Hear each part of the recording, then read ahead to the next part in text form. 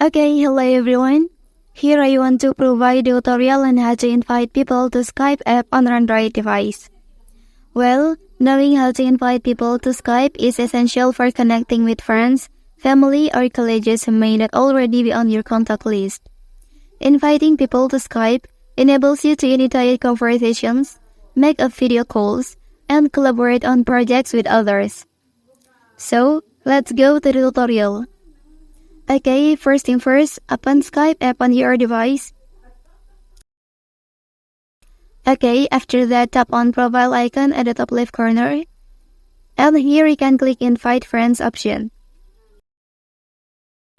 Well, so now select which application you will use to invite your friends to the Skype app.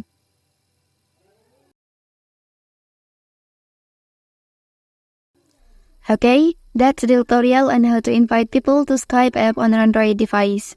If you are helped by this video, don't forget to like and subscribe to get all the information from this channel. Thank you.